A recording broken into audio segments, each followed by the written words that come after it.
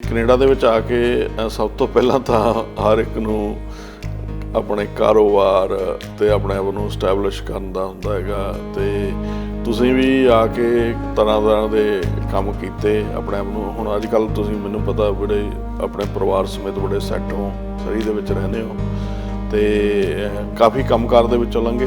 ਮਿਹਨਤ ਤਾਂ ਕਰਨੀ ਪੈਣੀ ਆ, ਕਿਤੇ ਵੀ ਜਾਓ ਮਿਹਨਤ ਤੋਂ ਬਿਨਾਂ ਤਾਂ ਕੰਮ ਨਹੀਂ ਚੱਲਦਾ। ਤੇ ਮੈਂ ਵੀ ਇਸੇ ਤਰ੍ਹਾਂ ਜਿਸ ਤਰ੍ਹਾਂ ਹੋਰ ਲੋਕ ਆਪਣੇ ਪ੍ਰੋਸੈਸ ਦੇ ਵਿੱਚੋਂ ਲੰਘੇ ਨੇ, ਮੈਂ ਥੋੜ੍ਹਾ ਜਿਹਾ ਮੇਰਾ ਖਿਆਲ ਜੇ ਮੈਂ ਦੱਸਾਂ ਤਾਂ ਮੈਂ ਜ਼ਿਆਦਾ ਹੀ ਕੰਮ ਬਦਲੇ ਨੇ, ਜ਼ਿਆਦਾ ਹੀ ਚੇਂਜ ਕੀਤੇ ਨੇ। ਤੇ ਮੈਂ ਮਤਲਬ ਮਲਟੀਪਲਸ ਜਿਵੇਂ ਸਕਿੱਲਸ ਹੌਲੀ ਹੌਲੀ ਆਪਣੇ ਆਪ ਜਿਵੇਂ ਲਾਈਫ ਚੱਲਦੀ ਗਈ ਤੇ ਉਹ ਪੈਦਾ ਹੁੰਦੇ ਗਏ। ਆਪਣੇ ਪੰਜਾਬ ਦੇ ਵਿੱਚ ਸਾਨੂੰ ਇਹੀ ਚੀਜ਼ਾਂ ਹੀ ਲਈ ਬੈਠੀਆਂ ਨੇ, ਮੈਂ ਉਹ ਨਹੀਂ ਕਰਨਾ, ਲਓ ਫਲਾਨਾ ਦਾ ਮੁੰਡਾ ਆਹ ਕਰਨ ਲੱਗ ਗਿਆ, ਉਹ ਇਹਨਾਂ ਦਾ ਮੁੰਡਾ ਇਹ ਸ਼ਾਇਦ ਉਹ ਚੀਜ਼ਾਂ ਸਾਨੂੰ ਉੱਥੇ ਪਿੱਛੇ ਖਿੱਚਦੀਆਂ ਨੇ। ਜਦੋਂ ਗੌਰਮੈਂਟ ਚਾਹੁੰਦੀ ਆ ਵੀ ਅਸੀਂ ਜੌਬਸ ਪੈਦਾ ਕਰਨੀਆਂ ਨੇ ਤਾਂ ਉਹ ਜੋ ਇੰਡੀਆ ਦੀ ਪ੍ਰੋਬਲਮ ਇਹ ਆ ਕਿ ਸਰਕਾਰੀ ਜੌਬਸ ਦੀ ਪ੍ਰੋਬਲਮ ਆ ਵੀ ਸਰਕਾਰੀ ਜੌਬਸ ਹੀ ਪੈਦਾ ਕਰੋ। ਤੇ ਜਦੋਂ ਕਿ ਸਰਕਾਰੀ ਪ੍ਰਾਈਵੇਟ ਸੈਕਟਰ ਵਿੱਚ ਵੀ ਬਹੁਤ ਸਾਰੀਆਂ ਜੌਬਸ ਜਿਹੜੀਆਂ ਨੇ ਪੈਦਾ ਕੀਤੀਆਂ ਜਾ ਸਕਦੀਆਂ ਨੇ। ਸਕੂਲ ਦੇ ਵਿੱਚ ਵੀ ਮਤਲਬ ਥੋੜ੍ਹੇ ਬਹੁਤੇ ਜਿਵੇਂ ਡਰਾਮੇ ਡਰੂਮੇ ਖੇਡਣੇ ਤਾਂ ਉਹਨਾਂ ਨੇ ਟੀਚਰਾਂ ਨੇ ਕਹਿਣਾ ਵੀ ਤੂੰ ਇੱਥੇ ਕਰ ਇਹ ਵੀ ਨਾਲ ਮੈਨੂੰ ਇੱਕ ਅੱਧਾ ਰੋਲ ਦੇ ਦੇਣਾ। ਸਾਡੇ ਜਿਹੜਾ ਕਾਲਜ ਦਾ ਮੈਗਜ਼ੀਨ ਸੀਗਾ ਉਹਦੇ ਵਿੱਚ ਮੈਂ ਆਪਣੀਆਂ ਕਵਿਤਾਵਾਂ ਦਿੰਦਾ ਰਿਹਾ ਤੇ ਉਹਦੇ ਵਿੱਚ ਜਦੋਂ ਮੈंने ਕਵਿਤਾਵਾਂ ਦਿੱਤੀਆਂ ਤਾਂ ਉਹਦੇ ਵਿੱਚ ਮੈਂ ਆਪਣੇ ਨਾਂ ਤੇ ਵੀ ਦੇ ਦੇਣੀਆਂ ਤੇ ਮੇਰੇ ਦੋਸਤਾਂ ਮਿੱਤਰਾਂ ਦੇ ਨਾਂ ਤੇ ਵੀ ਦੇ ਦੇਣੀਆਂ ਵੀ ਜੇ ਇਹ ਆਹ ਨਾ ਛਪੀ ਤਾਂ ਆਹ ਛਪ ਜੂਗੀ। ਪੜ੍ਹਨ ਦਾ ਤਾਂ ਮੈਨੂੰ ਸ਼ੁਰੂ ਤੋਂ ਹੀ ਸ਼ੌਂਕ ਸੀਗਾ, ਪੜ੍ਹੇ ਬਿਨਾਂ ਤਾਂ ਰਾਈਟਰ ਬਣਿਆ ਨਹੀਂ ਜਾ ਸਕਦਾ। ਮੈਂ ਇਹ ਗੱਲ ਤਾਂ ਆਪਾਂ ਨੂੰ ਸ਼ੁਰੂ 'ਚ ਹੀ ਕਹਿ ਦੇਣੀ ਚਾਹੀਦੀ ਆ। ਜਿਹੜਾ ਬੰਦਾ ਖੁਦ ਲਿਖਦਾ ਉਹ ਇਸ ਚੀਜ਼ ਵੱਲ ਵੀ ਧਿਆਨ ਦਿੰਦਾ ਵੀ ਇਸ ਲੇਖਕ ਨੇ ਇਹ ਵਿਸ਼ੇ ਨੂੰ ਕਿਵੇਂ ਨਿਭਾਇਆ। ਹੋਰ ਕਿਤਾਬਾਂ 'ਚ ਤਾਂ ਬਹੁਤ ਕੁਝ ਮਿਲਦਾ, ਤੁਹਾਡੀ ਜ਼ਿੰਦਗੀ ਦੀਆਂ ਪ੍ਰੋਬਲਮਾਂ ਹੱਲ ਹੁੰਦੀਆਂ ਨੇ, ਤੁਹਾਡੇ ਰੋਜ਼ ਦੀ ਲਾਈਫ ਦੇ ਵਿੱਚ ਕਿਤਾਬਾਂ ਤੁਹਾਡੀ ਹੈਲਪ ਕਰਦੀਆਂ ਨੇ ਕਿ ਆਹ ਸਮੱਸਿਆ ਨੂੰ ਕਿਵੇਂ ਹੱਲ ਕਰਨਾ। ਇੱਕ ਨਾਵਲ ਪੜ੍ਹਦਾ ਬੰਦਾ ਉਹ ਨਾਵਲ ਸਿਰਫ ਇਹ ਨਹੀਂ ਦੇਖਦਾ ਵੀ ਨਾਵਲ ਦੀ ਸਟੋਰੀ ਕੀ ਆ, ਉਹ ਦੇਖਦਾ ਕਿ ਆਹ ਨਾਵਲ ਦੇ ਵਿੱਚ ਜਿਹੜੀ ਆਹ ਸਿਚੁਏਸ਼ਨ ਆ, ਆਹ ਘਟਨਾ, ਇੱਥੇ ਮੈਂ ਵੀ ਇੱਥੇ ਫਿੱਟ ਹੁੰਨਾ। ਕਲਾ ਦੇ ਅੰਗ ਸੰਗ ਵਿੱਚ ਮੋਹਨ ਗਿੱਲ ਇੱਕ ਵਾਰ ਫਿਰ ਤੁਹਾਡਾ ਸਭ ਦਾ ਸਵਾਗਤ ਕਰਦਾ ਹੈ। ਇਸ ਪ੍ਰੋਗਰਾਮ ਦੇ ਵਿੱਚ ਅਸੀਂ ਹਰ ਵਾਰ ਇੱਕ ਕਲਾਮਈ ਸ਼ਖਸੀਅਤ ਨੂੰ ਉਹਨਾਂ ਨਾਲ ਬੁਲਾ ਕੇ ਉਹਨਾਂ ਨਾਲ ਗੱਲਬਾਤ ਕਰਦੇ ਹਾਂ। ਅੱਜ ਉਸੇ ਲੜੀ ਦੇ ਵਿੱਚ ਮੈਂ ਬੜਾ ਖੁਸ਼ ਹਾਂ ਕਿ ਦਰਸ਼ਨ ਸਿੰਘ ਸੰਘਾ ਕੈਨੇਡਾ ਸਰੀ ਸ਼ਹਿਰ ਵਿੱਚ ਵਸਦਾ ਕਵੀ ਅੱਜ ਸਟੂਡੀਓ ਦੇ ਵਿੱਚ ਆਇਆ ਤੇ ਆਓ ਸਭ ਤੋਂ ਪਹਿਲਾਂ ਤਾਂ ਉਹਦਾ ਸਵਾਗਤ ਕਰਦੇ ਹਾਂ। ਦਰਸ਼ਨ, ਕਲਾ ਦੇ ਅੰਗ ਸੰਗ ਵਿੱਚ ਜੀ ਆਇਆਂ ਨੂੰ। ਮੋਹਨ ਜੀ, ਸਭ ਤੋਂ ਪਹਿਲਾਂ ਤਾਂ ਤੁਹਾਨੂੰ ਸਾਰਿਆਂ ਨੂੰ ਮੇਰੀ ਪਿਆਰ ਭਰੀ ਸਤਿ ਸ੍ਰੀ ਅਕਾਲ। ਤੁਹਾਡੇ ਚੈਨਲ ਪੰਜਾਬੀ ਦੇ ਸਰੋਤਿਆਂ ਨੂੰ ਮੇਰੇ ਵੱਲੋਂ ਸਤਿ ਸ੍ਰੀ ਅਕਾਲ ਕਬੂਲ ਕਰਨੀ ਤੇ ਬਹੁਤ ਬਹੁਤ ਮਿਹਰਬਾਨੀ ਤੁਹਾਡੀ। ਤੁਹਾਡਾ ਇਹ ਜਿਹੜਾ ਪ੍ਰੋਗਰਾਮ ਆ ਇਹ ਅਕਸਰ ਅਸੀਂ ਦੇਖਦੇ ਰਹਿੰਦੇ ਹਾਂ, ਬਹੁਤ ਵਧੀਆ ਹੈਗਾ ਤੇ ਬਹੁਤ ਸਾਰੇ ਕਲਾਕਾਰ ਜਿਹੜੇ ਹੈਗੇ ਆ ਤੁਸੀਂ ਉਹਨਾਂ ਨੂੰ ਇੰਟਰੋਡਿਊਸ ਕਰਦੇ ਆ। ਸਾਡੇ ਵਰਗਿਆਂ ਨੂੰ ਵੀ ਤੁਸੀਂ ਟਾਈਮ ਦਿੰਦੇ ਆ ਕਿਉਂਕਿ ਜਿਹੜੀ ਕਲਾ ਹੈ ਉਹ ਜਿੰਨੀ ਵੱਧ ਫੈਲੇ ਓਨਾ ਹੀ ਸਰੋਤਿਆਂ ਤੱਕ ਪਹੁੰਚੇ ਤਾਂ ਹੀ ਉਹ ਕਲਾ ਬਣਦੀ ਆ ਤੇ ਤੁਸੀਂ ਇਹ ਅਜਰੀਆ ਕਰਦੇ ਹੋ, ਵੈਰੀ ਗੁੱਡ। ਇਸ ਪ੍ਰੋਗਰਾਮ ਦਾ ਅਸਲ ਦੇ ਵਿੱਚ ਬੇਸ ਹੀ ਜਿਹੜਾ ਹੈ ਤੁਹਾਡੇ ਵਰਗੀਆਂ ਕਲਾਮਈ ਸ਼ਖਸੀਅਤਾਂ ਨੇ। ਤੇ ਅੱਜ ਪਹਿਲਾਂ ਸਭ ਤੋਂ ਮੈਂ ਇਹ ਜਾਣਨਾ ਚਾਹੂੰ ਵੀ ਦਰਸ਼ਨ ਸਿੰਘ ਸੰਘਾ ਥੋੜ੍ਹਾ ਜਿਹਾ ਉਹਦੇ ਪਿਛੋਕੜ ਬਾਰੇ ਜਾਣਕਾਰੀ ਦਿਓ। ਪਿਛੋਕੜ ਬਾਰੇ ਮੋਹਨ ਇਸ ਤਰ੍ਹਾਂ ਵੀ ਮੇਰਾ ਨਾਂ ਤਾਂ ਦਰਸ਼ਨ ਸਿੰਘ ਸੰਘਾ ਜਾਣਦੇ ਆ, ਤੁਸੀਂ ਵੀ ਜਾਣਦੇ ਆ, ਮੈਂ ਹੋਰ ਉਹ ਵੀ ਸਰੋਤਿਆਂ ਨੂੰ ਦੱਸਣਾ ਚਾਹੂੰਗਾ। ਤੇ ਸਰੀ 'ਚ ਰਹਿੰਦੇ ਆ ਤੇ ਪਿਛਲੇ ਕੋਈ 35 ਸਾਲ ਤੋਂ ਮੈਂ ਸਰੀ ਦੇ ਵਿੱਚ ਰਹਿ ਰਿਹਾ। ਤੇ ਪਿਛੋਕੜ ਦੇ ਬਾਰੇ ਇਹ ਆ ਵੀ ਮੈਂ ਬਰਜਿੰਦਰਾ ਕਾਲਜ ਫਰੀਦਕੋਟ ਤੋਂ ਗ੍ਰੈਜੂਏਸ਼ਨ ਕੀਤੀ ਆ ਤੇ ਮੇਰਾ ਪਿੰਡ ਢੁੱਡੀ ਫਰੀਦਕੋਟ ਦੇ ਨਾਲ ਹੀ ਆ। ਅੱਛਾ। ਤੇ ਉੱਥੋਂ ਮੈਂ ਗ੍ਰੈਜੂਏਸ਼ਨ ਕਰਨ ਤੋਂ ਬਾਅਦ ਅਰਲੀ 23-24 ਦੇ ਅਰਾਊਂਡਸ ਮੈਂ ਸੀਗਾ ਜਦੋਂ ਮੈਂ ਇੱਥੇ ਕੈਨੇਡਾ ਦੇ ਵਿੱਚ ਆਇਆ। ਤੇ ਕੈਨੇਡਾ ਦੇ ਵਿੱਚ ਆ ਕੇ ਸਭ ਤੋਂ ਪਹਿਲਾਂ ਤਾਂ ਹਰ ਇੱਕ ਨੂੰ ਆਪਣੇ ਕਾਰੋਬਾਰ ਤੇ ਆਪਣੇ ਆਪ ਨੂੰ ਸਟੈਬਲਿਸ਼ ਕਰਨ ਦਾ ਹੁੰਦਾ ਹੈਗਾ। ਤੇ ਤੁਸੀਂ ਵੀ ਆ ਕੇ ਤਰ੍ਹਾਂ ਦੇ ਕੰਮ ਕੀਤੇ ਆਪਣੇ ਆਪ ਨੂੰ। ਹੁਣ ਅੱਜ ਕੱਲ੍ਹ ਤੁਸੀਂ ਮੈਨੂੰ ਪਤਾ ਬੜੇ ਆਪਣੇ ਪਰਿਵਾਰ ਸਮੇਤ ਬੜੇ ਸੈੱਟ ਹੋ, ਸਰੀ ਦੇ ਵਿੱਚ ਰਹਿੰਦੇ ਹੋ ਤੇ ਕਾਫੀ ਕੰਮਕਾਰ ਦੇ ਵਿੱਚੋਂ ਲੰਘੇ। ਹਾਂਜੀ ਬਿਲਕੁਲ, ਜਿਵੇਂ ਆਮ ਲੋਕਾਂ ਦਾ ਰੂਟੀਨ ਹੁੰਦਾ ਕਿ ਵੀ ਮਤਲਬ ਕੰਮ ਜਿਹੜਾ ਹੈਗਾ ਮਿਹਨਤ ਤਾਂ ਕਰਨੀ ਪੈਣੀ ਆ, ਕਿਤੇ ਵੀ ਜਾਓ ਮਿਹਨਤ ਤੋਂ ਬਿਨਾਂ ਤਾਂ ਕੰਮ ਨਹੀਂ ਚੱਲਦਾ। ਤੇ ਮੈਂ ਵੀ ਇਸੇ ਤਰ੍ਹਾਂ ਜਿਸ ਤਰ੍ਹਾਂ ਹੋਰ ਲੋਕ ਆਪਣੇ ਪ੍ਰੋਸੈਸ ਦੇ ਵਿੱਚੋਂ ਲੰਘੇ ਨੇ, ਮੈਂ ਥੋੜ੍ਹਾ ਜਿਹਾ ਮੇਰਾ ਖਿਆਲ ਜੇ ਮੈਂ ਦੱਸਾਂ ਤਾਂ ਮੈਂ ਜ਼ਿਆਦਾ ਹੀ ਕੰਮ ਬਦਲੇ ਨੇ, ਜ਼ਿਆਦਾ ਹੀ ਚੇਂਜ ਕੀਤੇ ਨੇ। ਅਤੇ ਮੈਂ ਮਤਲਬ ਮਲਟੀਪਲ ਜਿਵੇਂ ਸਕਿੱਲਸ ਹੌਲੀ ਹੌਲੀ ਆਪਣੇ ਆਪ ਜਿਵੇਂ ਲਾਈਫ ਚੱਲਦੀ ਗਈ ਅਤੇ ਉਹ ਪੈਦਾ ਹੁੰਦੇ ਗਏ, ਅਤੇ ਉਹਨਾਂ ਨੇ ਮੈਨੂੰ ਕਾਫੀ ਸਹਾਰਾ ਦਿੱਤਾ। ਐਜੂਕੇਸ਼ਨ ਦੇ ਨਾਲ ਨਾਲ ਤੁਹਾਡੀ ਜਿਹੜੀ ਹੈਗੀ ਆ ਮਤਲਬ ਪ੍ਰੈਕਟੀਕਲ ਸਕਿੱਲ ਜਿਹੜੇ ਨੇ ਉਹ ਮੇਰਾ ਖਿਆਲ ਵੀ ਕਾਫੀ ਤੁਹਾਨੂੰ ਅੱਗੇ ਜਾ ਕੇ ਫਾਇਦਾ ਦਿੰਦੇ ਨੇ। ਔਰ ਇੱਕ ਹੋਰ ਜਿਹੜੀ ਖੂਬਸੂਰਤੀ ਦਰਸ਼ਨ ਇਹ ਆ ਵੀ ਜਿਹੜਾ ਕੈਨੇਡਾ ਦੇਸ਼ ਆ ਨਾ, ਇਹਦੇ ਵਿੱਚ ਕੋਈ ਵੀ ਕੰਮ ਕਰਨਾ ਮਿਹਣਾ ਨਹੀਂ ਹੈ। ਆਪਣੇ ਪੰਜਾਬ ਦੇ ਵਿੱਚ ਸਾਨੂੰ ਇਹੀ ਚੀਜ਼ਾਂ ਹੀ ਲਈ ਬੈਠੀਆਂ ਨੇ, ਮੈਂ ਉਹ ਨਹੀਂ ਕਰਨਾ, ਲਓ ਫਲਾਣੇ ਦਾ ਮੁੰਡਾ ਆਹ ਕਰਨ ਲੱਗ ਗਿਆ, ਉਹ ਇਹਨਾਂ ਦਾ ਮੁੰਡਾ, ਇਹ ਸ਼ਾਇਦ ਉਹ ਚੀਜ਼ਾਂ ਸਾਨੂੰ ਉੱਥੇ ਪਿੱਛੇ ਖਿੱਚਦੀਆਂ ਨੇ। ਇਹਦੀ ਖੂਬਸੂਰਤੀ ਇਹ ਆ ਵੀ ਇੱਥੇ ਹਰ ਬੰਦਾ ਬੜੇ ਮਤਲਬ ਪ੍ਰਾਊਡਲੀ ਕੋਈ ਵੀ ਕੰਮ ਕਰ ਸਕਦਾ ਹੈਗਾ। ਸੋ ਇਹ ਮੇਰਾ ਖਿਆਲ ਇਸ ਦੇਸ਼ ਦੀ ਇਹ ਦੇਸ਼ ਦੀ ਖੂਬਸੂਰਤੀ ਇਹੀ ਆ, ਅਤੇ ਇਹੀ ਕੁਛ ਜਿਹੜਾ ਹੈਗਾ ਕਾਮਯਾਬੀ ਦਾ ਵੀ ਕਾਰਨ। ਮੈਂ ਇਹੀ ਚਾਹੁੰਦਾ ਵੀ ਜਿਹੜਾ ਮਤਲਬ ਜਿਵੇਂ ਇੱਥੇ ਗੌਰਮੈਂਟ ਦੇ ਸਿਸਟਮ ਨੂੰ ਇੱਕ ਵਾਰੀ ਜਦੋਂ ਗੌਰਮੈਂਟ ਚਾਹੁੰਦੀ ਆ ਵੀ ਅਸੀਂ ਜੋਬਸ ਪੈਦਾ ਕਰਨੀਆਂ ਨੇ, ਤਾਂ ਉਹ ਜੋ ਇੰਡੀਆ ਦੀ ਪ੍ਰੋਬਲਮ ਇਹ ਆ ਕਿ ਸਰਕਾਰੀ ਜੋਬਸ ਦੀ ਪ੍ਰੋਬਲਮ ਆ ਵੀ ਸਰਕਾਰੀ ਜੋਬਸ ਹੀ ਪੈਦਾ ਕਰੋ।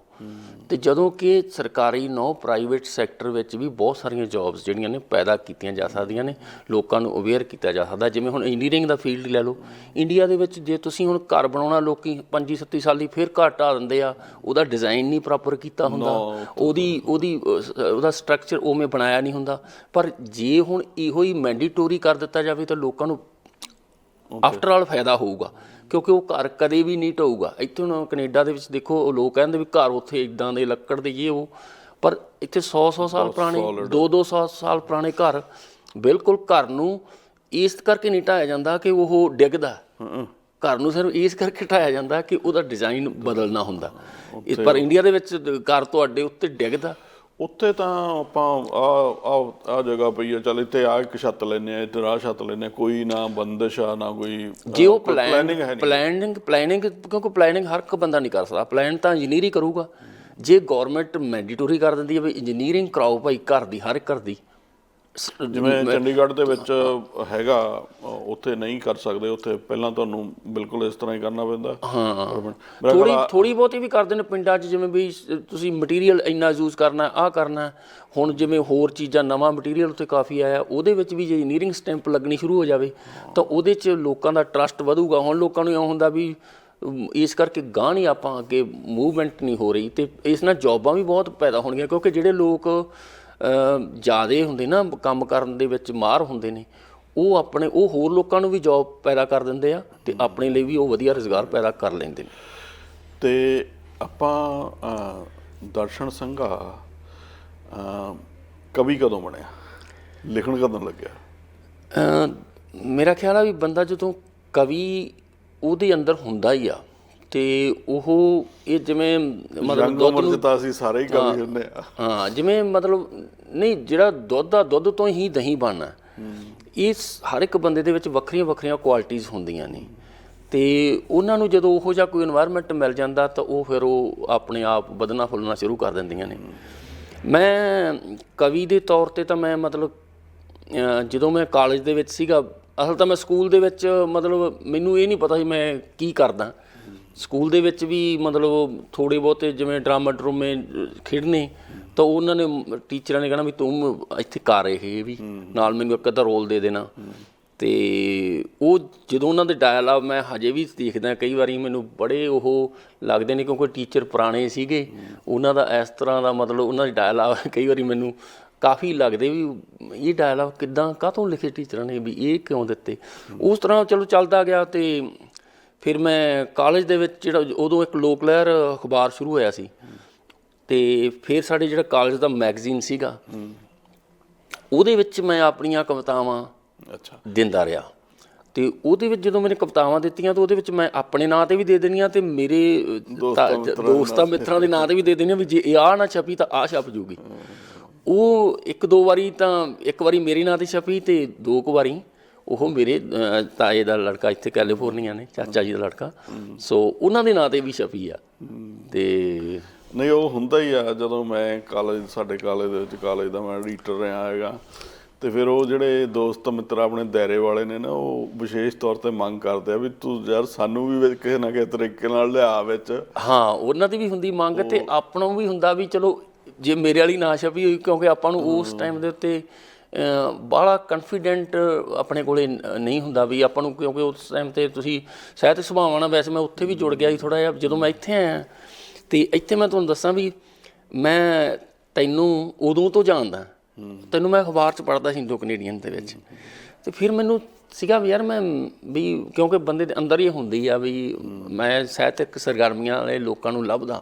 ਦੋ ਚੀਜ਼ਾਂ ਮੈਂ ਲੱਭਦਾ ਸੀ ਕੈਨੇਡਾ ਦੇ ਵਿੱਚ। ਮੈਨੂੰ ਕੰਮ ਦਾ ਮੈਨੂੰ ਬਾਹਲਾ ਨਹੀਂ ਐਂ ਲੱਗਾ ਵੀ ਕੰਮ ਕਰਨਾ ਪੈਂਦਾ, ਕਿਉਂਕਿ ਕੰਮ ਪ੍ਰਤੀ ਮੈਂ ਪਹਿਲਾਂ ਤੋਂ ਹੀ ਸੁਚੇਤ ਸੀਗਾ ਵੀ ਕੰਮ ਤਾਂ ਕਿਤੇ ਵੀ ਜਾਵੜੋ, ਕੰਮ ਕਰਕੇ ਹੀ ਤਰੱਕੀ ਹੋਣੀ ਆ, ਉਦੋਂ ਪਹਿਲਾਂ ਨਹੀਂ ਹੋਣੀ।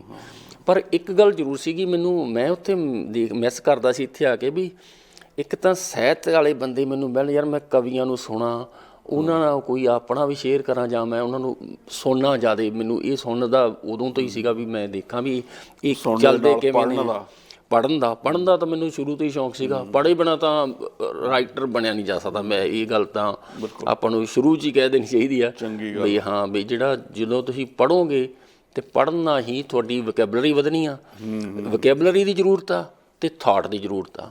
ਥਾਟ ਅਤੇ ਵਕੈਬਲਰੀ ਦੋਨੋਂ ਚੀਜ਼ਾਂ ਕਿਤਾਬਾਂ 'ਚੋਂ ਮਿਲਣੀਆਂ ਨੇ। ਅਤੇ ਇਸ ਕਰਕੇ ਮਤਲਬ ਜਿਹੜੇ ਹੈਗੇ ਇਹ ਤਾਂ ਬਹੁਤ ਜ਼ਰੂਰੀ ਆ, ਕਿਤਾਬਾਂ ਪੜ੍ਹਨੀਆਂ ਚਾਹੀਦੀਆਂ ਨੇ। ਇੱਕ ਇਹਦੇ ਨਾਲ ਮੈਂ ਐਡ ਹੋਰ ਕਰਦਾ ਗੱਲ ਵੀ ਜਦੋਂ ਅਸੀਂ ਕੋਈ ਵੀ ਚੀਜ਼ ਪੜ੍ਹਦੇ ਹਾਂ, ਕਹਾਣੀ ਕਵਿਤਾ ਜਾਂ ਕਿਸ ਤਰ੍ਹਾਂ, ਅਸੀਂ ਜਿਹੜਾ ਬੰਦਾ ਖੁਦ ਲਿਖਦਾ ਉਹ ਇਸ ਚੀਜ਼ ਵੱਲ ਵੀ ਧਿਆਨ ਦਿੰਦਾ ਵੀ ਇਸ ਲੇਖਕ ਨੇ ਇਹ ਵਿਸ਼ੇ ਨੂੰ ਕਿਵੇਂ ਨਿਭਾਇਆ, ਬਿਲਕੁਲ ਕਿਸ ਤਰ੍ਹਾਂ ਉਹਦੀ ਪਕੜ ਕਿਵੇਂ ਲੈ ਕੇ ਕਿਵੇਂ ਤੁਰਿਆ ਅਤੇ ਕਿਵੇਂ ਉਹਨੇ ਜਾ ਕੇ ਉਹਨੂੰ ਅਖੀਰ ਕੀਤਾ ਹੈਗਾ। ਮੇਰਾ ਖਿਆਲ ਆ ਉਹ ਚੀਜ਼ਾਂ ਵੀ ਇੱਕ ਤੀਜੇ ਨੰਬਰ 'ਤੇ ਇੱਕ ਲੇਖਕ ਉਹਦੀ ਦ੍ਰਿਸ਼ਟੀ ਦੇਖਣ ਲੱਗ ਜਾਂਦੀ ਆ। ਬਹੁਤ ਕੁਛ ਅੰਦਰ ਜਾਂਦਾ, ਇਨਵਾਇਰਮੈਂਟ ਵੀ ਜਾਂਦਾ, ਬਹੁਤ ਕੁਛ ਜਾਂਦਾ। ਪਰ ਜਿਹੜੀਆਂ ਮੇਨ ਚੀਜ਼ਾਂ ਨੇ, ਮੇਨ ਪਿਲਰ ਨੇ ਲਿਖਣਾ ਅਤੇ ਵਕੈਬਲਰੀ ਅਤੇ ਥਾਟ, ਇਹ ਹੋਰ ਕਿਤਾਬਾਂ 'ਚ ਤਾਂ ਬਹੁਤ ਕੁਝ ਮਿਲਦਾ। ਤੁਹਾਡੀ ਜ਼ਿੰਦਗੀ ਦੀਆਂ ਪ੍ਰੋਬਲਮਾਂ ਹੱਲ ਹੁੰਦੀਆਂ ਨੇ, ਤੁਹਾਡੇ ਰੋਜ਼ ਦੀ ਲਾਈਫ ਦੇ ਵਿੱਚ ਕਿਤਾਬਾਂ ਤੁਹਾਡੀ ਹੈਲਪ ਕਰਦੀਆਂ ਨੇ ਕਿ ਆਹ ਸਮੱਸਿਆ ਨੂੰ ਕਿਵੇਂ ਹੱਲ ਕਰਨਾ।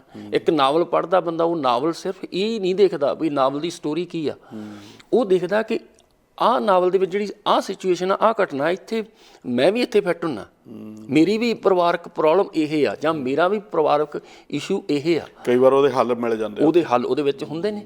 ਉਹਦੇ ਵਿੱਚੋਂ ਜਦੋਂ ਤੁਸੀਂ ਪੜ੍ਹੋਗੇ ਤਾਂ ਉਹਦੇ ਵਿੱਚ ਹੱਲ ਆਉਂਦੇ ਨੇ, ਕਿਉਂਕਿ ਜਦੋਂ ਆਪਾਂ ਦੂਸਰੇ ਦੀ ਪ੍ਰੋਬਲਮ ਦੇਖਦੇ ਨਾ ਤਾਂ ਸਾਨੂੰ ਝਟਕ ਆ ਜਾਂਦਾ ਵੀ ਇਹਨੂੰ ਐਂ ਕਰ ਲੈਣਾ ਚਾਹੀਦਾ, ਇਹਨੂੰ ਐਂ ਕਰ ਲੈਣਾ ਚਾਹੀਦਾ। ਪਰ ਜਦੋਂ ਅਸੀਂ ਆਪਣੀ ਪ੍ਰੋਬਲਮ ਦੇਖਦੇ ਉਦੋਂ ਸਾਨੂੰ ਉਹ ਚੀਜ਼ਾਂ ਨਜ਼ਰ ਨਹੀਂ ਆਉਂਦੀਆਂ। ਉਹਦੇ ਵਿੱਚ ਕਈ ਚੀਜ਼ਾਂ ਦੀਆਂ ਹੁੰਦੀਆਂ, ਗੁੱਸਾ ਹੁੰਦਾ ਜਿਹੜਾ ਸਾਨੂੰ ਉਸ ਐਂਗਲ 'ਤੇ ਜਾਣ ਨਹੀਂ ਦਿੰਦਾ। ਕਈ ਵਾਰੀ ਹੁੰਦਾ ਵੀ ਫਰਸਟ੍ਰੇਸ਼ਨ ਹੁੰਦੀ ਆ, ਇਸ ਤਰ੍ਹਾਂ ਦੇ ਮਤਲਬ ਬਹੁਤ ਸਾਰੀਆਂ ਚੀਜ਼ਾਂ ਹੁੰਦੀਆਂ ਨੇ। ਸ਼ਾਂਤ ਚਿੱਤ ਆਪਾਂ ਨੂੰ ਉਸ ਵੇਲੇ ਸੋਚ ਸਕਦੇ। ਕਈ ਵਾਰ ਫਿਰ ਜਦੋਂ ਪੜ੍ਹੀ ਚੀਜ਼ ਆਪਣੇ ਚੇਤੇ 'ਚ ਆਉਂਦੀ ਆ ਤਾਂ ਅਸੀਂ ਉਹ ਤੋਂ ਸੇਧ ਲੈ ਲੈਂਦੇ ਹਾਂ। ਬਿਲਕੁਲ, ਹਾਂ ਬਿਲਕੁਲ, ਇਹੀ ਚੀਜ਼ ਆ। ਉਹ ਤੋਂ ਸੇਧ ਲੈ ਕੇ ਅਸੀਂ ਆਪਦੀ ਜ਼ਿੰਦਗੀ ਨੂੰ, ਵੈਸੇ ਤਾਂ ਬੇਸਿਕਲੀ ਬੰਦਾ ਜਿਹੜੀ ਆਪਣੀ ਨੋਰਮਲ ਲਾਈਫ ਹੈ ਚੱਲਦੀ ਐਵੇਂ ਆ, ਕਿਉਂਕਿ ਆਪਾਂ ਇੱਕ ਦੂਜੇ ਨਾਲ ਡਿਸਕਸ਼ਨ ਕਰਦੇ ਹਾਂ। ਜੇ ਪੜ੍ਹਦੇ ਨਹੀਂ ਤਾਂ ਡਿਸਕਸ਼ਨ ਕਰਦੇ, ਉਹਦੇ 'ਚੋਂ ਵੀ ਸਾਨੂੰ ਮਿਲ ਜਾਂਦਾ। ਪਰ ਕਿਤਾਬਾਂ 'ਚੋਂ ਤੁਹਾਨੂੰ ਜ਼ਿਆਦਾ ਮਿਲ ਜਾਂਦਾ। ਕਿਤਾਬਾਂ ਦੇ ਵਿੱਚ ਤੁਹਾਡੀ ਇਕਾਗਰਤਾ ਹੁੰਦੀ ਆ, ਜਿਹੜੀ ਡਿਸਕਸ਼ਨ ਦੇ ਵਿੱਚ ਅਸੀਂ ਓਨਾ ਕੀ ਪਿਕ ਕਰਦੇ ਹਾਂ ਜਿੰਨਾ ਕਿ ਸਾਨੂੰ ਚਾਹੀਦਾ ਹੁੰਦਾ। ਬਿਲਕੁਲ, ਅਤੇ ਓਨਾ ਅਸੀਂ ਵਰਤ ਲੈਂਦੇ ਹਾਂ।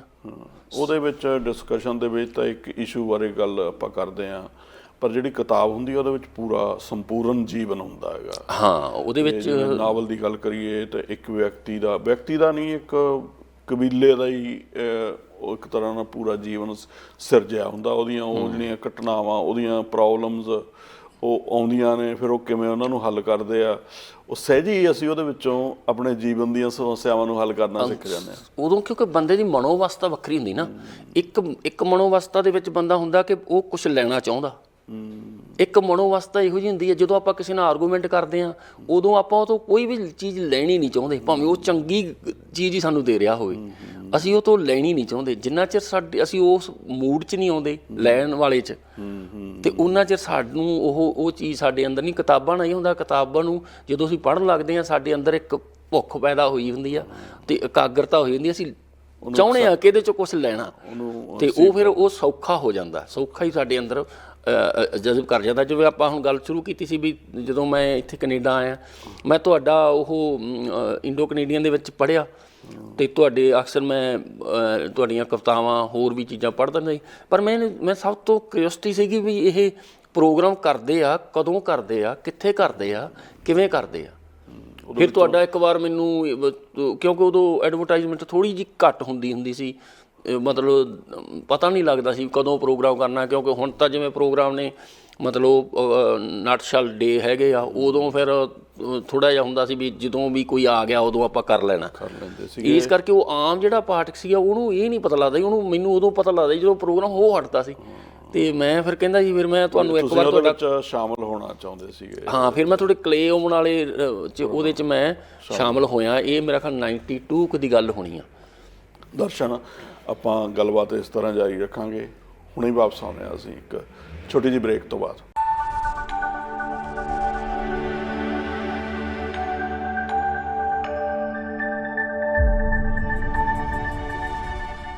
ਕਲਾ ਦੇ ਅੰਗ ਸੰਗ ਵਿੱਚ ਇੱਕ ਵਾਰ ਫੇਰ ਜੀ ਆਇਆਂ ਨੂੰ।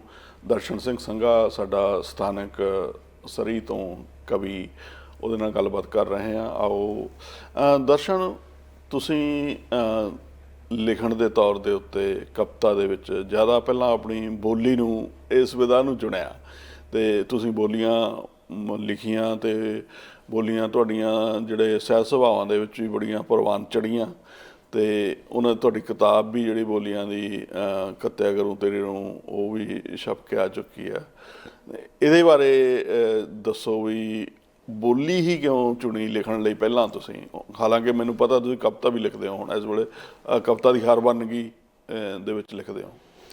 ਹਾਂ ਮੋਹਨ, ਇਹ ਵੇਖੋ ਮੈਂ ਲਿਖਦਾ ਤਾਂ ਵੈਸੇ ਗੀਤ ਕਵਿਤਾਵਾਂ ਸੀਗਾ ਮੇਰਾ, ਜਿਹੜਾ ਬੋਲੀਆਂ ਵੱਲ ਮੈਂ ਕਿਵੇਂ ਆ ਗਿਆ, ਇਹ ਸਵਾਲ ਵੈਸੇ ਮੇਰੇ ਲਈ ਵੀ ਹਵਾ 'ਚ ਲਟਕਣ ਵਾਲਾ ਕੰਮ ਆ।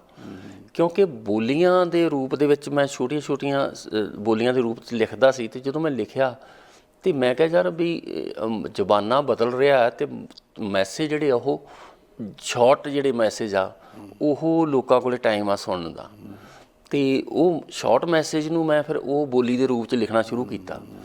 ਅਤੇ ਫਿਰ ਮੈਂ ਉਦੋਂ ਜਦੋਂ ਆਪਣੇ ਇੱਥੇ ਸਥਾਨਕ ਮਸਲੇ ਸੀਗੇ, ਪਹਿਲਾਂ ਮੈਨੂੰ ਸਥਾਨਕ ਮਸਲਿਆਂ ਤੋਂ ਬੰਦਾ ਜਦੋਂ ਕੋਈ ਗੱਲ ਕਹਿਣੀ ਚਾਹੁੰਦਾ ਹੁੰਦਾ ਅਤੇ ਪਰ ਉਹਨੂੰ ਉਸ ਤਰੀਕੇ ਨਾਲ ਨਹੀਂ ਕਹਿ ਸਕਦਾ, ਤਾਂ ਫਿਰ ਉਹਦੇ ਅੰਦਰ ਕੋਈ ਨਾ ਕੋਈ ਗੀਤ ਕਵਿਤਾ ਬਣ ਕੇ ਆਉਂਦਾ। ਅਤੇ ਇਹ ਚੀਜ਼ ਜਿਹੜੀ ਸੀ ਮੇਰੇ ਅੰਦਰ ਜਿਹੜੀ ਆ ਇੱਕ ਬੋਲੀ ਦੇ ਰੂਪ 'ਚ ਬਣ ਕੇ ਆਈ, ਅਤੇ ਜਦੋਂ ਬੋਲੀ ਦੇ ਰੂਪ 'ਚ ਬਣ ਕੇ ਆਈ ਤਾਂ ਉਹ ਸਰੋਤਿਆਂ ਨਾਲ ਵੀ ਜੋ ਸਾਂਝੀ ਕੀਤੀ ਅਤੇ ਦੋਸਤਾਂ ਮਿੱਤਰਾਂ ਨਾਲ ਸਾਂਝੀ ਕੀਤੀ, ਵੱਲੋਂ ਹੱਲਾਸ਼ੇਰੀ ਮਿਲੀ ਅਤੇ ਉਹਨਾਂ ਨੇ ਮੈਨੂੰ ਪ੍ਰਵਾਨ ਕੀਤਾ ਇਸ ਨੂੰ, ਅਤੇ ਮੈਨੂੰ ਇਹ ਮੇਰੇ ਮਤਲਬ ਮੈਨੂੰ ਇਹ ਚੰਗਾ ਲੱਗਾ ਵੀ ਇਹ ਸ਼ਾਰਟ ਮੈਸੇਜ ਦਿੱਤਾ ਜਾ ਸਕਦਾ। ਸੋ ਮੈਂ ਇਸ ਨੂੰ ਅਡੋਪਟ ਕੀਤਾ। ਅਤੇ ਤੁਹਾਡੀਆਂ ਬੋਲੀਆਂ ਦੇ ਵਿੱਚ ਜਿਹੜਾ ਹਾਸ ਦੇ ਰਸ ਦੇ ਨਾਲ ਜਿਹੜਾ ਵਿਅੰਗ ਦਾ ਨਸ਼ਤਰ ਬੜਾ ਤਿੱਖਾ, ਜਦੋਂ ਤੁਸੀਂ ਕਿਸੇ ਤਰ੍ਹਾਂ ਇੱਥੋਂ ਦੇ ਸੱਭਿਆਚਾਰ, ਸਾਡੇ ਲੋਕਾਂ ਦੇ ਬਾਰੇ ਵਿੱਚ ਕੋਈ ਗੱਲ ਕੀਤੀ ਆ, ਤਾਂ ਉਹ ਐਂ ਜਾ ਕੇ ਵੱਜਦੀ ਅਗਲੇ ਦੇ ਅੰਦਰ। ਮੈਂ ਚਾਹਾਂਗਾ ਤੁਹਾਡੇ 2-4 ਬੋਲੀਆਂ ਇਸ ਤਰ੍ਹਾਂ ਦੀਆਂ ਤੁਸੀਂ ਸਾਡੇ ਨਾਲ ਸਾਂਝੀਆਂ ਕਰੋ, ਜਿਹੜੀਆਂ ਕਿ ਉਹ ਭੂਆ ਕੋਲੇ ਇੱਕ ਭਤੀਜੀ ਵਗੈਰਾ ਇਸ ਤਰ੍ਹਾਂ ਦੀਆਂ, ਕਿਉਂਕਿ ਉਹਨਾਂ ਦੇ ਵਿੱਚ ਨਾ ਸਾਡੇ ਜਿਹੜੇ ਸਮਾਜ ਦੇ ਵਿੱਚ ਗਲਤ ਕੰਮ ਹੋ ਰਹੇ ਨੇ ਉਹਨਾਂ ਦੇ ਪੂਰਾ ਨਸ਼ਤਰ ਤੁਸੀਂ ਚਬਾਉਣ ਦੀ ਕੋਸ਼ਿਸ਼ ਕੀਤੀ ਆ। ਉਹ ਜਿਵੇਂ ਹੁਣ ਬੋਲੀਆਂ ਦੇ ਵਿੱਚ ਹੈਗਾ, ਜਿਵੇਂ ਮਤਲਬ ਜਦੋਂ ਜਿਵੇਂ ਸਮਾਜ ਦੀਆਂ ਚੱਲਦੀਆਂ ਬੋਲੀਆਂ ਮੋਸਟਲੀ ਕਰੰਟ ਅਫੇਅਰਸ ਹੁੰਦੀਆਂ ਨੇ। ਜਿਵੇਂ ਮੈਂ ਤੁਹਾਨੂੰ ਇੱਕ ਬੋਲੀ ਸੁਣਾਉਣਾ ਕਿ ਗਲਵੱਕੜੀਆਂ ਜੋ ਪਾਉਂਦੀਆਂ ਬਾਹਾਂ ਉਹੀ ਮਾਰਨ ਜੱਫੇ, ਜਿਹੜੇ ਹੱਥ ਸਵਾਗਤ ਕਰਦੇ ਉਹੀ ਦਿੰਦੇ ਧੱਕੇ, ਇਮੀਗ੍ਰੇਸ਼ਨ ਜਦ ਮਿਲ ਜਾਂਦੀ ਲੋਕ ਜਾਂਦੇ ਨੇ ਚੱਕੇ, ਤੇ ਵਿਆਹ ਦੀਆਂ 2 ਕਿਸਮਾਂ, ਇੱਕ ਪੱਕੇ ਇੱਕ ਕੱਚੇ, ਤੇ ਵਿਆਹ ਦੀਆਂ 2 ਕਿਸਮਾਂ। ਕੌੜਾ ਸੱਚ ਆ। ਤੇ 2 ਹੱਥਾਂ ਨਾਲ ਵੱਜਦੀ ਤਾੜੀ, ਇੱਕ ਨਾਲ ਵੱਜਦਾ ਥੱਪੜ, ਢਿੱਡ ਭਰਨ ਲਈ ਅੰਨ ਚਾਹੀਦਾ, ਗੁੜ ਹੋਵੇ ਜਾਂ ਸ਼ੱਕਰ, ਵੀ ਤੇਰੀ ਮੇਰੀ ਨਹੀਂ ਨਿਭਣੀ, ਮੈਂ ਚੇਰ ਤੂੰ ਤੱਪੜ, ਵੀ ਤੇਰੀ ਮੇਰੀ ਨਹੀਂ ਨਿਭਣੀ। ਇਹ ਉਸ ਸਮੇਂ ਦੀ ਬੋਲੀ ਆਪਣੇ ਆਪ ਕਵੀ ਜੋ ਆਪਣਾ ਕਹਿਣਾ ਚਾਹੁੰਦਾ ਉਹ ਆਪਣੇ ਤਰੀਕੇ ਨਾਲ ਕਹਿੰਦਾ। ਤੇ ਉਹ ਵੀ ਸੁਣਾਓ ਨਾਲ। ਭੂਆ ਕੋਲ ਇੱਕ ਭਤੀਜੀ, ਭੂਆ ਕੋਲ ਭਤੀਜੀ ਜਾਦੀ ਨੈਣੀ ਬਣ ਕੇ ਆਈ, ਭੂਆ ਭਤੀਜੀ ਰਲ ਕੇ ਸੀ ਫਿਰ ਐਸੀ ਰੇਲ ਬਣਾਈ, ਪਹਿਲਾਂ ਕੀਤਾ ਫੁੱਫੜ ਸਿੱਧਾ ਫੇਰ ਫੁੱਫੜ ਦੀ ਮਾਈ, ਤੇ ਨੈਣੀ ਮੁੱਕਰ ਗਈ ਕਰਨ ਲੱਗੇ ਕਣਮਾਈ, ਤੇ ਨੈਣੀ ਮੁੱਕਰ ਗਈ ਕਰਨ ਲੱਗੇ ਕਣਮਾਈ, ਤੇ ਨੈਣੀ ਮੁੱਕਰ ਗਈ। ਇਹ ਮੈਂ ਬੋਲੀਆਂ ਕਈ ਇਹ ਪਹਿਲਾਂ ਕਾਫੀ ਸੁਣਾਈਆਂ ਨੇ, ਮੈਂ ਹੁਣ ਨਵੀਆਂ ਵੀ ਲਿਖੀਆਂ ਨੇ। ਮੈਂ ਤੁਹਾਨੂੰ ਇੱਕ ਨਵੀਂ ਬੋਲੀ ਵੀ ਸੁਣਾਉਣਾ। ਸੁਣਾਓ। ਕਿ ਮੈਂ ਮਾੜਾ ਜਿਹਾ ਦੇਖ ਲਵਾਂ ਇਹ ਤੇ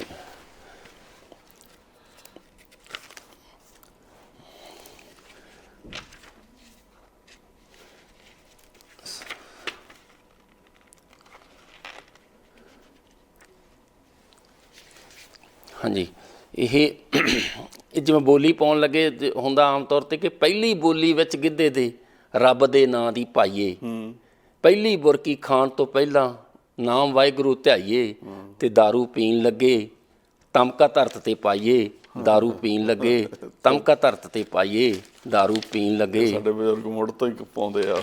ਹਾਂਜੀ ਹਾਂਜੀ। ਕਹਿੰਦਾ ਗੁੱਸੇ ਦੇ ਵਿੱਚ ਅਕਲਾਂ ਜਾਂਦੀਆਂ ਅੰਬਰ ਲਾ ਅਡਾਰੀ, ਗੁੱਸੇ ਦੇ ਵਿੱਚ ਅਕਲਾਂ ਜਾਂਦੀਆਂ ਅੰਬਰ ਲਾ ਅਡਾਰੀ, ਮੁੜ ਕੇ ਮੂੰਹ ਨਾ ਵਾਪਸ ਪੈਂਦੀ, ਜਿਹੜੀ ਗੱਲ ਅਤਾਰੀ ਉਹ ਮਾਖੋਂ ਮਿੱਠੀ ਬੋਲੀ ਸਾਡੀ, ਕਿਉਂ ਜਾਈਏ ਜ਼ਹਿਰ ਖਿਲਾਰੀ, ਬਈ ਬਹੁਤੀ ਦੇਰ ਨਹੀਂ ਨਿਭਦੀ ਫੁਕਰੇ ਬੰਦੇ ਨਾਲ ਯਾਰੀ, ਬਈ ਬਹੁਤੀ ਦੇਰ ਨਹੀਂ ਨਿਭਦੀ ਫੁਕਰੇ ਬੰਦੇ ਨਾਲ ਯਾਰੀ, ਬਈ ਬਹੁਤੀ ਦੇਰ ਨਹੀਂ ਨਿਭਦੀ। ਬਹੁਤ ਬੜਾ ਸੱਚ ਆ ਇਹ ਬਿਲਕੁਲ ਸੱਚ ਆ। ਹਾਂ, ਚੌਧਰ ਦੇ ਨਾਲ ਵਾਧੀ ਆਪਣੀ, ਸੌਰੀ ਮੈਂ ਥੋੜ੍ਹੀ ਭੁੱਲ ਗਿਆ, ਕਿ ਬੁੱਧ ਨਾ ਰਹਿੰਦੀ ਤਿੱਖੀ ਤੇ ਘੁੰਮਦਾ ਝੂਠ ਦਿਵਾਲੇ ਰਹਿੰਦਾ, ਸ਼ੋਹਰਤ ਹੁੰਦੀ ਫਿੱਕੀ, ਚੜ੍ਹਦਾ ਸੂਰਜ ਲਵੇ ਸਲਾਮਾ ਛਿਪਦਾ ਹੋ ਜਾਏ ਟਿੱਕੀ, ਅਕਲਾਂ ਸਿਰ ਛੱਡ ਕੇ ਜਾ ਬੈਠਣ ਵਿੱਚ ਗਿੱਟੀ, ਅਕਲਾਂ ਸਿਰ ਛੱਡ ਕੇ ਜਾ ਬੈਠਣ ਵਿੱਚ ਗਿੱਟੀ। ਸੋ ਇਸ ਤਰ੍ਹਾਂ ਦੀਆਂ ਮਤਲਬ ਬਹੁਤ ਸਾਰੀਆਂ ਜਿਹੜੀਆਂ ਬੋਲੀਆਂ ਤਾਂ ਉਹ ਆਪਣੇ ਆਪ ਉਸ ਤਰੀਕੇ ਨਾਲ, ਹਾਂ, ਬੜੀ ਵਧੀਆ ਤਸ਼ਬੀਹ ਆ ਇਹ। ਤੇ ਇਹਦੇ ਨਾਲ ਨਾਲ ਜਿਵੇਂ ਹੁਣ ਤੁਸੀਂ ਦੱਸਿਆ ਵੀ ਤੁਸੀਂ ਜਦੋਂ ਵੀ ਕੋਈ ਵੀ ਮਗਮਾ ਮਸਲਾ ਹੁੰਦਾ, ਜਿਵੇਂ ਹੁਣ ਅਸੀਂ ਕਰੋਨਾ ਦੇ ਵਿੱਚੋਂ ਗੁਜ਼ਰ ਰਹੇ ਹਾਂ, ਤੇ ਉਹਦੇ ਨਾਲ ਨਾਲ ਅੱਜ ਜਿਹੜੇ ਬੇਸ਼ੱਕ ਅਸੀਂ 12 ਕਵੀ ਬਸ ਗਏ ਹਾਂ, ਜਿਹੜਾ ਕਿਸਾਨੀ ਸੰਘਰਸ਼ ਚੱਲ ਰਿਹਾ ਹੈਗਾ ਪੰਜਾਬ ਦੇ ਵਿੱਚ ਇਸ ਵੇਲੇ, ਪੰਜਾਬ, ਹਰਿਆਣਾ, ਯੂਪੀ, ਰਾਜਸਥਾਨ, ਉਹ ਸਭ ਦਿੱਲੀ ਦੇ ਬਾਰਡਰ ਤੇ ਕਿਸਾਨ ਆਏ ਬੈਠੇ ਨੇ, ਉਹ ਬੜਾ ਸੰਘਰਸ਼ ਕਰ ਰਹੇ ਆ। ਮੇਰਾ ਖਿਆਲ ਨਹੀਂ ਕੋਈ ਵੀ ਕਲਮ ਐਸੀ ਆ ਜਿਹੜੀ ਉਸ ਤੋਂ ਅਭਿੱਜ ਰਹੀ ਆ। ਤੁਸੀਂ ਵੀ ਕੋਈ ਕਿਸਾਨੀ ਬਾਰੇ ਪਿਛਲੇ ਦਿਨਾਂ ਦੇ ਵਿੱਚ ਲਿਖਿਆ? ਬਿਲਕੁਲ ਮੋਹਨ, ਜਿਵੇਂ ਹੁਣ ਮੈਂ ਦੇਖਦਾ ਤੁਹਾਡਾ, ਹੁਣ ਤੁਸੀਂ ਕਿਸਾਨੀ ਦੇ ਬਾਰੇ 'ਚ ਮੇਰਾ ਖਿਆਲ ਆ ਵੀ ਬਹੁਤ ਜ਼ਿਆਦਾ ਤੁਹਾਡੇ, ਮੈਂ ਐਵਰੀਡੇ ਪੜ੍ਹਦਾ ਰਹਿੰਦਾ, ਤੁਹਾਡੇ ਸ਼ੇਅਰ ਆਉਂਦੇ ਰਹਿੰਦੇ ਨੇ, ਤੇ ਬਹੁਤ ਤੁਹਾਨੂੰ ਪਤਾ ਲੱਗਦਾ ਕਿ ਇਹ ਸ਼ਹਿਰ ਜਿਹੜਾ ਹੈਗਾ ਇਹ ਅੰਦਰੋਂ ਜੁੜ ਗਿਆ ਆਪਣੇ ਆਪ, ਇਹਦੇ 'ਚੋਂ ਉਹ ਪਠਾਲਾ ਫੁੱਟ ਰਿਹਾ। ਸੋ ਇਸੇ ਤਰ੍ਹਾਂ ਮਤਲਬ ਕੋਈ ਵੀ ਸ਼ਹਿਰ ਅਣਭਿੱਜ ਨਹੀਂ ਰਹਿ ਸਕਦਾ। ਇਹ ਜਿਹੜੀਆਂ 2-3 ਚੀਜ਼ਾਂ ਜਿਹੜੀਆਂ ਪਿਛਲੇ ਸਾਲ 'ਚ ਵਾਪਰੀਆਂ, ਇੱਕ ਕਿਸਾਨ ਅੰਦੋਲਨ ਜਿਹੜਾ ਚੱਲ ਰਿਹਾ, ਇੱਕ ਕਰੋਨਾ, ਸੋ ਇਹਨਾਂ ਨੂੰ ਮਤਲਬ ਇਹਦੇ ਵਾਸਤੇ ਮਤਲਬ ਕੋਈ ਵੀ ਹਰ ਇੱਕ ਬੰਦਾ ਆਪਣੇ ਆਪਣੇ ਤਰੀਕੇ ਨਾਲ ਕੁਛ ਨਾ ਕੁਛ ਯੋਗਦਾਨ ਪਾ ਰਿਹਾ। ਅੱਛਾ, ਇਸ ਤੋਂ ਪਹਿਲਾਂ ਕਿ ਮੈਂ ਤੁਹਾਡੀ ਨਜ਼ਰ ਸੁਣਾ, ਤੁਸੀਂ ਇੱਕ ਚੀਜ਼ ਨੋਟ ਕੀਤੀ ਆ ਵੀ ਦੁਨੀਆ ਤੇ ਹਾਹਾਕਾਰ ਮੱਚੀ ਹੋਈ ਆ ਵੀ ਕਰੋਨਾ ਦਾ ਇੱਥੇ ਅਸਰ ਆ ਹੋ ਰਿਹਾ, ਇੱਥੇ ਆ ਹੋ ਰਿਹਾ। ਸਾਡੇ ਕਿਸਾਨ ਜਿਹੜੇ ਬਾਰਡਰ ਦੇ ਉੱਤੇ ਬੈਠੇ ਆ ਲੱਖਾਂ ਦੀ ਗਿਣਤੀ ਦੇ ਵਿੱਚ, ਉੱਥੇ ਕੋਈ ਕਰੋਨਾ ਨਹੀਂ ਹੈ। ਇਹ ਵੀ ਮੇਰਾ ਖਿਆਲ ਇੱਕ ਉੱਪਰ ਵਾਲੇ ਦੀ ਬਖਸ਼ਿਸ਼ ਹੈ। ਇਹ ਸਭ ਕੁਝ ਮੇਰਾ ਖਿਆਲ ਆ ਵੀ ਕੁਦਰਤ ਜਿਹੜੀ ਨਾ ਉਹ ਹਿਊਮਨ ਨੂੰ ਇਹ ਬਹੁਤ ਸਾਰਾ ਕੁਛ ਟੀਚ ਕਰ ਰਹੀ ਹੈ। ਤੇ ਕਿਸਾਨਾਂ ਦਾ ਜਿਹੜਾ ਅੰਦੋਲਨ ਆ, ਇਹ ਨਾਰਮਲ ਅੰਦੋਲਨ ਨਹੀਂਗਾ, ਇਹਦੇ ਵਿੱਚ ਮਤਲਬ ਕੁਦਰਤ ਦਾ ਮੈਂ ਬਹੁਤ ਵੱਡਾ ਯੋਗਦਾਨ ਸਮਝਦਾ। ਕਿਸਾਨੀ ਨਾਲ ਸ਼ੁਰੂ ਹੋਇਆ, ਪਰ ਇਹ ਬਹੁਤ ਵੱਡਾ, ਇਹਦੀ ਜਿਹੜੀ ਸੋਚ ਆ ਵੱਡੀ ਹੋ ਗਈ ਆ ਹੁਣ। ਇਹਦੇ ਵਿੱਚ ਸਭ ਤੋਂ ਵੱਡੀ ਜਿਹੜੀ ਚੀਜ਼ ਇਨਪੁੱਟ ਹੋਈ ਆ ਵੀ ਲੋਕ, ਜਿਨ੍ਹਾਂ ਲੋਕਾਂ ਨੂੰ ਪਾੜਿਆ ਜਾ ਰਿਹਾ ਸੀ, ਉਹ ਲੋਕ ਇਕੱਠੇ ਹੋਏ ਆ, ਇੱਕ ਮਤਲਬ ਬਿਲਕੁਲ ਲੋਕਾਂ ਦੇ ਅੰਦਰ ਇੱਕ ਵਹਿਮ ਪੈਦਾ ਕਰਕੇ ਉਹਨਾਂ ਨੂੰ ਡਿਵਾਈਡ ਕੀਤਾ ਜਾ ਰਿਹਾ ਸੀ, ਪਰ ਇਹਨੇ ਉਹਨਾਂ ਨੂੰ ਇੱਕ ਕਰ ਦਿੱਤਾ। ਈਵਨ ਹਰਿਆਣਾ ਤੇ ਪੰਜਾਬ, ਹੁਣ ਉਹ ਹਰਿਆਣਾ ਕਹਿ ਰਿਹਾ ਵੀ ਪੰਜਾਬ ਸਾਡਾ ਵੱਡਾ ਭਰਾ, ਉਹ ਛੋਟਾ ਭਰਾ, ਇੱਕ ਦੂਜੇ ਨੂੰ ਗਲਵੱਕੜੀਆਂ ਪਾ ਰਹੇ ਨੇ। ਜਿਹੜੇ ਹੁਣ ਤੱਕ ਪਾਣੀ ਲਈ, ਉਹਦੇ ਲਈ ਕਦੇ ਪਾਣੀ ਲਈ ਚੰਡੀਗੜ੍ਹ ਦਾ ਮਸਲਾ ਦੇਖੋ, ਇਹੋ ਜਿਹੀਆਂ ਚੀਜ਼ਾਂ ਜਿਹੜੀਆਂ ਇਹ ਸਿਰਫ ਪਾਸੇ ਹੋ ਗਈਆਂ। ਇਹ ਕਿੰਨਾ ਵੱਡਾ ਕ੍ਰੀਏਟ ਸੀਗਾ, ਲੋਕਾਂ ਨੂੰ ਪਤਾ ਹੀ ਨਹੀਂ ਸੀਗਾ। ਉਹ ਮਤਲਬ ਇਹ ਕੁਦਰਤ ਦੀ ਇਹ ਬਹੁਤ ਵੱਡੀ ਚੀਜ਼ ਆ। ਕੁਦਰਤ ਜਦੋਂ ਕਰਦੀ ਹੈ ਨਾ, ਉਹ ਆ ਕਰੋਨੇ ਨੇ ਸਾਨੂੰ ਕਿੰਨਾ ਕੁਛ ਸਿਖਾ ਦਿੱਤਾ। ਅਸੀਂ ਉਹ ਵਾਧੂ ਦੀ ਉਹਦੀ ਫੇਕ ਜ਼ਿੰਦਗੀ ਜਿਉਣਾ ਸ਼ੁਰੂ ਕਰ ਦਿੱਤਾ ਸੀ, ਤੇ ਉਹਦੇ ਵਿੱਚ ਤੁਸੀਂ ਆਪਣਾ ਗਰਸਦੇ ਜਾ ਰਹੇ ਸੀ। ਵੇਖੋ ਮੇਰਾ ਖਿਆਲ ਹੈ ਬਹੁਤ ਵਧੀਆ ਛੋਟੇ ਵਿਆਹ ਹੋਣ ਲੱਗੇ ਨੇ, ਹੋਰ ਚੀਜ਼ਾਂ ਹੋਈਆਂ ਨੇ। ਇਹਨਾਂ ਚੀਜ਼ਾਂ ਨੂੰ ਜੇ ਸਿੱਖੀਏ ਅਸੀਂ, ਇਹਦੇ ਵਿੱਚ ਸਿੱਖਣ ਨੂੰ ਬਹੁਤ ਕੁਛ ਆ। ਕੁਦਰਤ ਕੋਲੇ ਸਿਖਾਉਣ ਦੇ ਤਰੀਕੇ ਹੁੰਦੇ ਨੇ, ਸਿਖਾਉਂਦੀ ਆ ਉਹ, ਪਰ 100% ਕੁਛ ਵੀ ਨਹੀਂ ਹੁੰਦਾ, ਪਰ ਕੁਛ ਨਹੀਂ ਵੀ ਸਿੱਖਦੇ, ਪਰ ਬਹੁਤ ਲੋਕ ਸਿੱਖ ਗਏ ਨੇ, ਸਿੱਖਣਗੇ ਵੀ। ਇਸ ਵੇਲੇ ਜਿਵੇਂ ਹੁਣ ਤੁਸੀਂ ਆਹ ਗੱਲ ਕੀਤੀ ਆ, ਜਿਹੜੇ ਦੱਸੇ ਅੱਗੇ ਨੇ ਉਹਨਾਂ ਦਾ 10 ਬੰਦਿਆਂ ਨਾਲ ਵੀ ਵਿਆਹ ਕਰ ਲਏ ਨੇ ਵੀ ਆਹ ਡੇਟ ਆ ਗਈ ਸਾਡੀ, ਵਿਆਹ ਕਰ ਲਓ।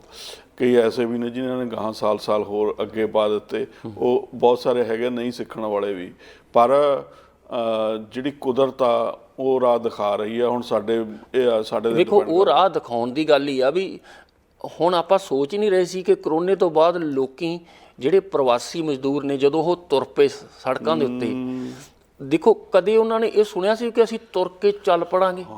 ਐਡੀ ਲੰਬੀ ਆਪਾਂ ਇਸ ਕੰਟਰੀ 'ਚ ਬੇਟਾ ਮੈਂ ਸੋਚਦਾ ਵੀ ਕੁਦਰਤ ਕੁਛ ਵੀ ਕਰ ਸਕਦੀ। ਕੁਦਰਤ ਇਹ ਵੀ ਸਾਨੂੰ ਕਹਿ ਸਕਦੀ ਕਿ ਬਸਤਾ ਚੱਕ ਕੇ ਤੁਰ ਪਏ। ਜਿਵੇਂ ਹੁਣ ਉਹ ਵੇਖੋ ਆਪਣੇ ਹੀ ਦੇਸ਼ ਦੇ ਵਿੱਚ ਉਹ 500 ਮੀਲ ਨੂੰ ਬੱਚੇ ਚੱਕ ਕੇ ਤੁਰ ਪਏ, ਇੱਕ ਟਰੰਕ ਚੱਕ ਕੇ ਤੁਰ ਪਿਆ। ਬੰਦੇ ਨੂੰ ਇਹ ਨਹੀਂ ਪਤਾ ਵੀ 500 ਮੀਲ ਮੈਂ ਟਰੰਕ ਚੱਕ ਕੇ ਲਿਜਾਣਾ ਕਿਵੇਂ ਆ। ਸੋ ਇਹ ਚੀਜ਼ਾਂ ਬਹੁਤ ਵੱਡੀਆਂ ਨੇ ਕਿਸਾਨਾਂ ਵਾਸਤੇ। ਮੈਂ ਇੱਕ ਛੋਟੇ ਜਿਹਾ 2 ਲਾਈਨਾਂ ਲਿਖੀਆਂ ਸੀ, ਮੈਂ ਤੁਹਾਨੂੰ ਇਹ ਵੀ ਸਾਂਝੀਆਂ ਕਰ ਦਿੰਦਾ ਕਿ ਕਣਕਾਂ ਦੀਆਂ ਬੱਲੀਆਂ ਨਾ ਮੱਕੀ ਦੀਆਂ ਛੱਲੀਆਂ ਨਾ, ਕਣਕਾਂ ਦੀਆਂ ਬੱਲੀਆਂ ਨਾ ਮੱਕੀ ਦੀਆਂ ਛੱਲੀਆਂ ਨਾ, ਬਲਦਾਂ ਦੀਆਂ ਟੱਲੀਆਂ ਨਾ, ਗੱਲਾਂ ਕਰ ਲੈਂਦੇ ਨੇ ਕਿਸਾਨ ਮੇਰੇ ਦੇਸ਼ ਦੇ, ਗੱਲਾਂ ਕਰ ਲੈਂਦੇ ਨੇ ਕਿਸਾਨ ਮੇਰੇ ਦੇਸ਼ ਦੇ। ਗੰਨੇ ਦੇ ਕਮਾਦਾਂ ਨਾਲ ਉੜਦੇ ਹੋਏ ਕਾਗਾਂ ਨਾਲ, ਗੰਨੇ ਦੇ ਕਮਾਦਾਂ ਨਾਲ ਉੜਦੇ ਹੋਏ ਕਾਗਾਂ ਨਾਲ, ਗੁਰੂ ਦਿਆਂ ਬਾਜਾਂ ਨਾਲ ਗੱਲਾਂ ਕਰ ਲੈਂਦੇ ਨੇ ਕਿਸਾਨ ਮੇਰੇ ਦੇਸ਼ ਦੇ, ਗੱਲਾਂ ਕਰ ਲੈਂਦੇ ਨੇ ਕਿਸਾਨ ਮੇਰੇ ਦੇਸ਼ ਦੇ। ਬੀ ਤੇ ਭਰੋਸਾ ਇੰਨਾ ਮਿੱਟੀ ਵਿੱਚ ਦੱਬ ਦਿੰਦੇ, ਬੀ ਤੇ ਭਰੋਸਾ ਇੰਨਾ ਮਿੱਟੀ ਵਿੱਚ ਦੱਬ ਦਿੰਦੇ, ਤਾਂ ਹੀ ਲੋਕ ਇਹਨੂੰ ਧੰਨਾ ਕਹਿ ਕੇ ਸੱਦਦੇ ਨੇ, ਤਾਂ ਹੀ ਲੋਕ ਇਹਨੂੰ ਧੰਨਾ ਕਹਿ ਕੇ ਸੱਦ ਲੈਂਦੇ। ਰੁੱਸ ਜਾਣ ਰੱਬ ਨਾਲ ਉਹਨੂੰ ਵੀ ਕਰ ਵਸ ਲੈਂਦੇ, ਕਿਰਤਾਂ ਕਿੱਕਰਾਂ ਕਰੀਰਾਂ ਨਾਲ ਗੱਲਾਂ ਕਰ ਲੈਂਦੇ ਨੇ ਕਿਸਾਨ ਮੇਰੇ ਦੇਸ਼ ਦੇ, ਕਿਸਾਨ ਮੇਰੇ ਦੇਸ਼ ਦੇ, ਕਿਸਾਨ ਮੇਰੇ ਦੇਸ਼। ਦਰਸ਼ਨ, ਤੁਸੀਂ ਕਲਾ ਦੇ ਅੰਗ ਸੰਗ ਵਿੱਚ ਆਏ, ਮੈਂ ਤੁਹਾਡਾ ਬਹੁਤ ਬਹੁਤ ਧੰਨਵਾਦ ਕਰਦਾ। ਆਉਣ ਵਾਲੇ ਸਮੇਂ ਵਿੱਚ ਵੀ ਕਦੇ ਮੌਕਾ ਬਣਿਆ ਫਿਰ ਤੁਹਾਡੇ ਨਾਲ ਹੋਰ ਖੁੱਲ੍ਹ ਕੇ ਗੱਲਾਂ ਕਰਾਂਗੇ। ਮਿਹਰਬਾਨੀ। ਪ੍ਰੋਗਰਾਮ ਨੂੰ ਅਸੀਂ ਇੱਥੇ ਹੀ ਸੰਪੂਰਨ ਕਰਦੇ ਹਾਂ, ਇੱਥੇ ਹੀ ਸਮਾਪਤ ਕਰਦੇ ਹਾਂ। ਅਗਲੇ ਹਫ਼ਤੇ ਇਸੇ ਤਰ੍ਹਾਂ ਦੀ ਇੱਕ ਹੋਰ ਵਧੀਆ ਕਲਾਮਈ ਸ਼ਖਸੀਅਤ ਦੇ ਨਾਲ ਆਪਾਂ ਫਿਰ ਮਿਲਾਂਗੇ। ਉਦੋਂ ਤੱਕ ਲਈ ਤੁਹਾਡਾ ਸਾਰਿਆਂ ਦਾ ਬਹੁਤ ਬਹੁਤ ਧੰਨਵਾਦ, ਬਹੁਤ ਬਹੁਤ ਪਿਆਰ ਤੇ ਸਤਿਕਾਰ। ਸਾਡਾ ਹਰ ਇੱਕ ਪ੍ਰੋਗਰਾਮ ਦੇਖਣ ਤੇ ਸਾਡੇ ਨਾਲ ਜੁੜਨ ਲਈ ਸਬਸਕ੍ਰਾਈਬ ਕਰੋ ਚੈਨਲ ਪੰਜਾਬੀ ਤੇ ਨੋਟੀਫਿਕੇਸ਼ਨ ਲਈ ਬੈਲ ਆਈਕਨ ਵਾਲੇ ਬਟਨ ਤੇ ਕਲਿੱਕ ਕਰੋ।